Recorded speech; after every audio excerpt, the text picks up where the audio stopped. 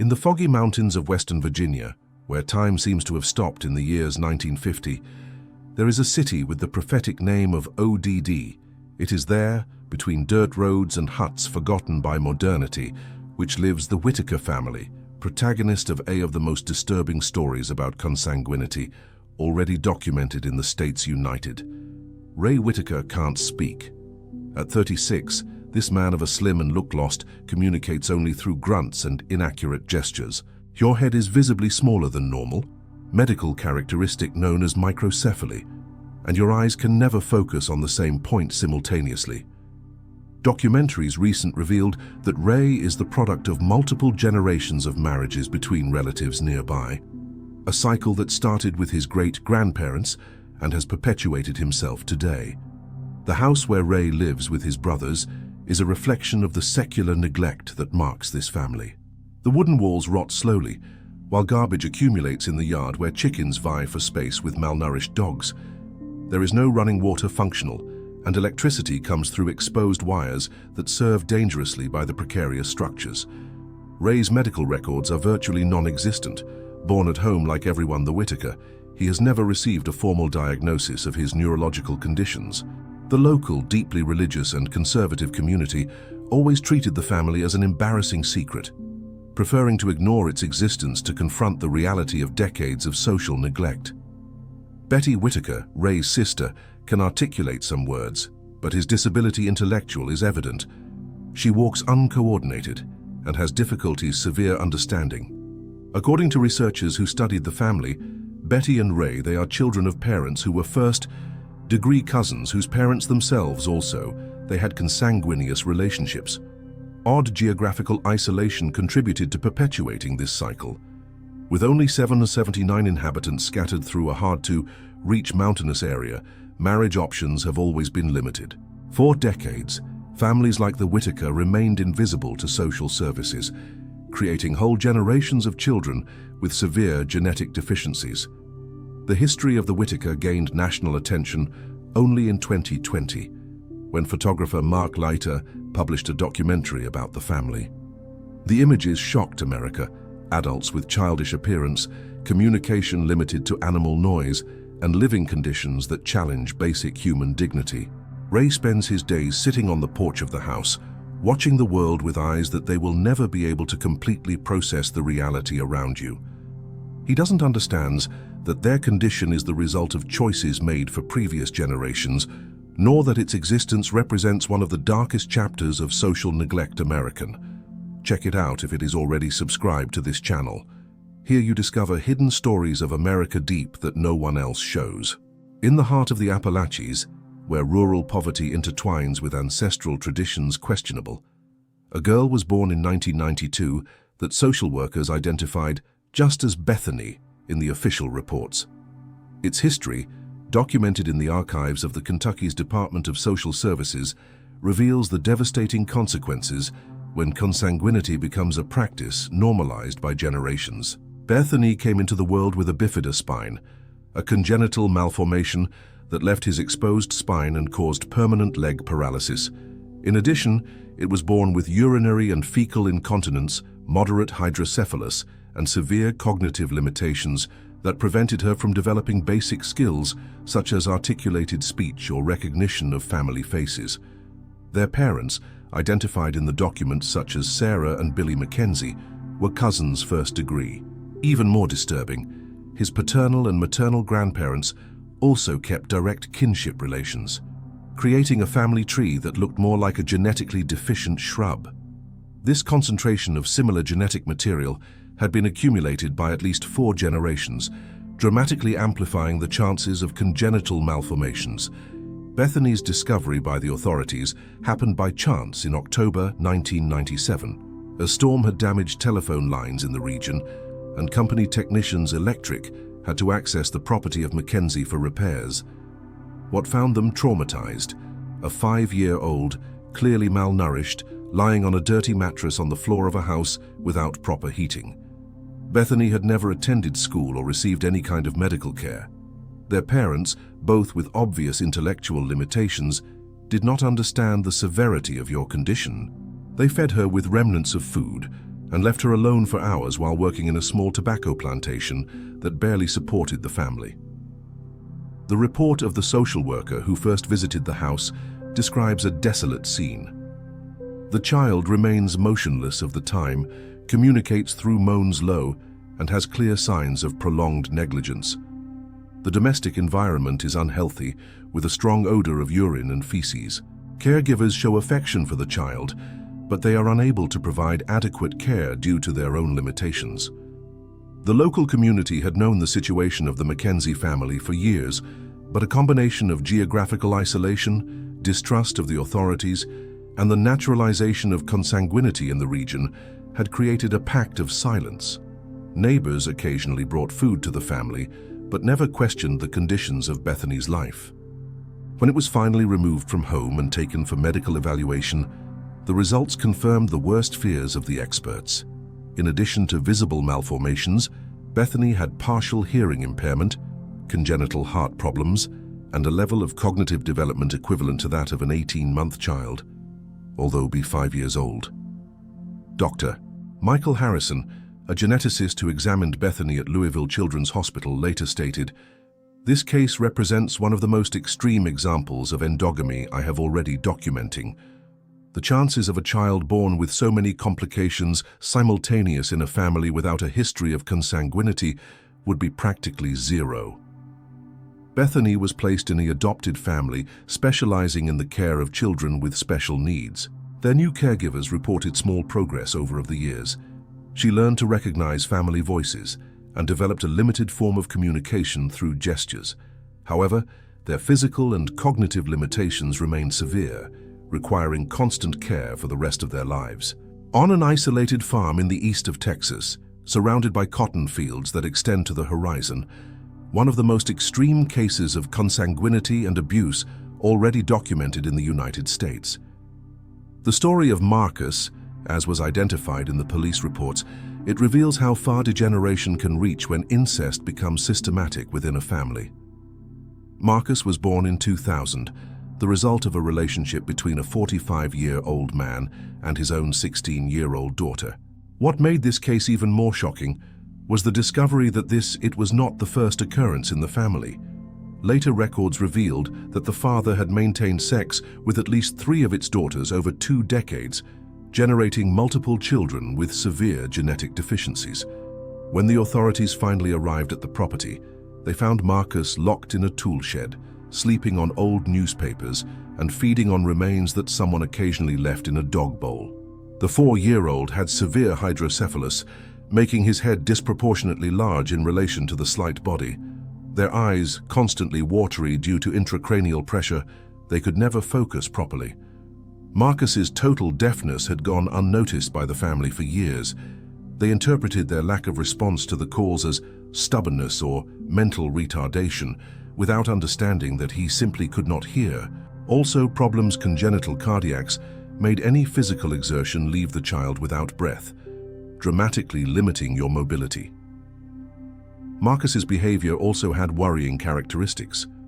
Second reports of the first caregivers who attended him, he showed episodes of inexplicable aggressiveness, biting and scratching anyone who tried approach. Experts later identified these behaviors as possible symptoms of neurological damage caused by extreme consanguinity and trauma of abandonment. The discovery of the case happened through an anonymous report made by a rural worker that occasionally provided services on the property. According to Yor's testimony, he had seen a child being locked in the shed and noticed that he never played outdoors like other children. The connection to the line of complaints of the Department of Family Services of Texas began an investigation that would reveal of the most disturbing stories of family neglect ever recorded in the state. If you are feeling the weight of this story as I felt, comment now. No one born condemned. When officers entered the property with search warrant, they found not only Marcus, but evidence that other children had lived in conditions similar.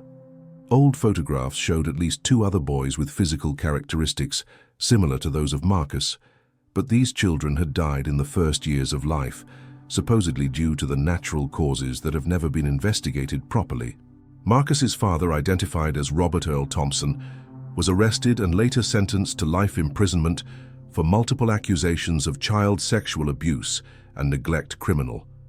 During the trial, even more disturbing details emerged. Thompson had isolated his family from the outside world for more than 2 decades, forbidding his daughters to attend school or keep in touch with people from outside the property. Marcus's medical evaluation revealed irreversible neurological damage. Beyond hydrocephalus and deafness, it had micrognathia, underdeveloped lower jaw, swallowing problems that required feeding through probe, and severe delay in the motor development. Their mental age was estimated at approximately 8 months, despite being 4 years old. The state of Texas took over the custody of Marcus, placing it in a specialized center in the care of children with complex medical needs. Caregivers reported that initially, Marcus did not show typical emotional reactions. It did not smile, not he cried when he was injured, and seemed disconnected from the world around him.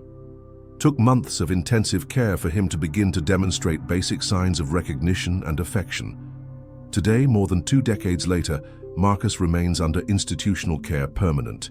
He never developed communication or independence skills basic, remaining in a state of total dependence. Its history became a study case used in genetic medicine and social work courses, illustrating the devastating consequences of extreme consanguinity combined with neglect, systematic familiar. In the vast northern Dakota plains, where the wind cuts as a blade and the winter extends for endless months, there is a religious community that has been generations, maintains traditions that the outside world would consider archaic. It was in this environment of deliberate isolation that were born in 2008 2 twins that would illustrate in a devastating how endogamy can even affect brothers born of the same womb. The New Harmony Colony, founded in 1952 by fundamentalist families seeking living according to literal interpretations of the Bible, had developed over the decades a social structure that discouraged marriages with people outside the community. With only 180 inhabitants distributed in 30 families, the marriage options were severely limited, resulting in decades of marriages between cousins and even between uncles and nieces. Rebecca and Alyssa Miller were born of parents who were first-degree cousins. More yet, both paternal and maternal grandparents also maintained close kinship, creating a genetic concentration that specialists later would characterize as catastrophic. While Rebecca was born seemingly healthy, developing normally in the first months of life, Alyssa came into the world with such a rare condition that initially confused even experienced doctors. Alyssa was born with Fraser syndrome, an extremely rare congenital malformation which occurs in approximately 1 in 200,000 births in populations with normal genetic diversity. In your case, the condition manifested itself in a particularly severe. His eyes were completely covered with skin, creating a smooth surface where the eyelids should be. In addition, she was born without ears external, with genital malformations and breathing problems that required assistance, constant doctor. The reaction of the community of New Harmony to Alyssa's condition revealed the depth of the beliefs that had shaped this society, isolated for decades. Many members of Colony interpreted the birth of the child as divine punishment by sins not specified, while others saw their condition as a faith test sent by God. This theological perspective had devastating practical consequences.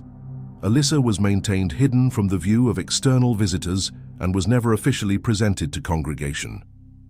During the first 2 years of life, Alyssa lived in a room in the back of the house familiar, cared for exclusively by his mother, Sarah Miller. The girl was never taken to Sunday cults, did not participate in community meals, and its existence was known only by immediate family members and the religious leaders of the colony. This social segregation began from birth and intensified according to their medical needs have become more evident. The discovery of Alyssa's situation by state authorities happened accidental during a routine investigation on home education in the colony. In 2010, inspectors of the Dakota do Norte Education Department visited New Harmony to check if the children were receiving adequate instruction as required by state law. During these visits, an inspector noticed medical records for 2 children born on the same date in the Miller family, but was only presented to Rebecca, When asked about the second child, the parents initially claimed that she had died in childbirth. However, inconsistencies in medical documents led to a further investigation. Social workers eventually discovered Alyssa, then 2 years, living in conditions that characterized as medical negligence severe. The girl was severely malnourished, weighing less than babies of 6 months, and showed signs of chronic respiratory infections that had never been treated properly. Their facial malformations had gotten worse due to the lack of early medical intervention, and she showed severe delays in the development that they went beyond their congenital physical limitations. Dr. James Peterson, specialist in craniofacial malformations at the Children's Hospital Minneapolis, who later examined Alyssa, described her condition as one of the more severe manifestations of Fraser's syndrome I've ever found, aggravated by years of medical negligence. He explained that early surgical interventions could have significantly improved its quality of life, but the window to many of these procedures had closed due to the delay in treatment.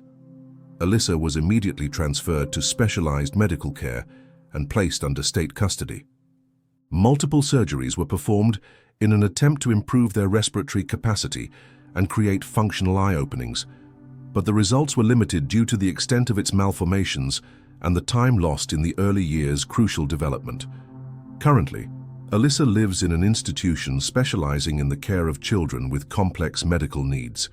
She never developed functional vision or skills verbal communication, depending on fully caregivers for all activities basic. Its history illustrates not only the genetic consequences of consanguinity, but also as extreme religious beliefs can aggravate situations already desperate. Rebecca, her twin sister, was maintained with her biological family, but under strict supervision of social services. Today, teenager, she has normal development, serving as a painful contrast to the fate that was waiting for his sister from birth. The Cape Girardeau Regional Hospital, Missouri, was not prepared for what arrived on its doors on a cold morning of December 2015. A young woman, appearing between 20 and 25 years old, he staggered in the emergency room carrying a baby involved in dirty rags. She left the child on a chair in the waiting room and disappeared before any employee could question her. What followed revealed one of the most disturbing stories of multi-generational consanguinity already documented in the American Midwest. The baby, a girl of approximately 6 months, had immediate signals from severe neglect and congenital malformations. His head was visibly smaller than the normal medical characteristic known as microcephaly, and she weighed only 4.5 pounds, typical weight of a newborn. Even more alarming, she was born completely without tooth, an extremely rare condition called anodontics, which in babies may indicate deep genetic problems. The medical team that first examined the child was shocked by the extension of his medical needs. In addition to microcephaly and anodontics, it had problems severe swallowing that prevented it from feeding normally, malformations in the palate that affected their breathing, and clear signs of severe neurological delay. Your eyes, although anatomically normal, showed no ability to focus or follow objects, suggesting possible damage to the central nervous system. Investigation into the child's identity led the authorities to discover a network complex of rural families in southeastern Missouri who had practiced consanguinity for at least 5 generations. Through DNA analysis and genealogical research, it was determined that the baby was a product of multiple layers of endogamy. His parents were mean siblings, their grandparents were first-degree cousins, and great-grandparents also maintained direct kinship relations. Cape Girardeau County Sheriff Marcus Williams described the investigation as one of the most disturbing of my 25-year career in law enforcement. Search by the child's mother led the investigators to a network of isolated rural properties where multiple families with interchangeable surnames lived in conditions of poverty extreme, maintaining a cycle of consanguinity that had become normalized to the over decades. Fragmentary records suggested that the baby's mother, identified only as Crystal, it was itself a product of consanguinity and presented severe intellectual limitations. Witnesses reported that she had become pregnant at the 16th anniversary of a man who could be your half-brother or close cousin, but paternity has never been determined definitely due to the complexity of family relationships and the refusal of families to cooperate with the authorities. Crystal and the alleged father of the child had fled the region weeks before the abandonment of the baby, leaving behind a trail of clues that revealed the extent of neglect that the child had suffered from birth. Neighbors reported hearing constant crying coming from the property where they lived, but no one had intervened due to a combination of fear, distrust of the authorities, and normalization of family dysfunction in the local community. The baby's full medical evaluation revealed damage that went far beyond malformations visible. Neurological examinations showed brain development severely compromised, with some areas of the brain underdeveloped or completely absent. Its hearing capacity was limited, and reflex tests indicated possible damage to the spinal cord that would permanently affect their mobility. Dr. Amanda Foster, geneticist at St. Louis Children's Hospital who consulted in the case, explained that the levels of consanguinity necessary to produce so many anomalies simultaneous are extraordinary. This child represents what happens when multiple generations of endogamy accumulate without any genetic diversity introduced in the familiar pool. Since the child had been abandoned without name or documentation, the team of the hospital decided to call her Hope. Hope in English. This name reflected not only the desire of caregivers that their condition could improve, but also the hope that its story could serve as a warning to prevent similar cases in the future. Hope remained in the hospital for 8 months, while the authorities tried to locate family members arranged and able to take care of her. During this period, she went through multiple surgeries to correct respiratory and food problems, but their prognosis remained reserved. Neurologists determined that she never would develop cognitive skills beyond the level of a baby of a few months. The state of Missouri took over Hope's permanent custody, putting it in a home specializing in the care of children with complex medical needs. Today, 9 years, and La remains in a state of total dependence, requiring food, through probe, respiratory assistance at night, and constant medical care. She never learned to sit without support, did not develop communication skills, and it has frequent seizures that require continuous medication. Hope's story has become a case studied in medical schools and social service across the country. Your case illustrates not only the genetic consequences devastators of prolonged consanguinity, but also as rural poverty, social isolation, and systemic neglect can create conditions where such tragedies are perpetuate for generations. Attempts to locate Crystal and the child's father continued for years, but they never were found. They are believed to have left Missouri, possibly driving to other isolated rural communities where they could continue to live on the fringes of society. The possibility that they have had other children in similar conditions remains a constant concern for local authorities. Hope's case also revealed significant gaps in the rural children's protection system. Many of the families involved in the consanguinity network had lived for decades without regular contact with social services, formal education, or preventive medical care. This social invisibility created an environment where harmful practices could continue without external intervention. Nurses and caregivers who work with Hope report that, despite their limitations severe, it occasionally demonstrates signs of consciousness that are deeply moving. It can recognize family voices and occasionally produce sounds that suggest attempts to communicate. These moments, though rare, remember all the involved that behind medical statistics, there is a real person whose potential. It was irreversibly limited by decisions made generations before its birth. Hope's story serves as a dark reminder that even in the 21st century, practices that most consider past relics continue to occur in isolated pockets of the rural America. Your case highlights the need for continuous surveillance, education community, and proactive intervention to protect vulnerable children who may be living in similar conditions in other parts of the country. Today, Hope is still being cared for with dedication by a medical team that treats her with dignity and respect, despite its limitations. Its history, although tragic, contributed for changes in children's protection policies in Missouri and served as a catalyst for greater awareness of the dangers of consanguinity in isolated communities. If you watched so far, it is because you liked this story.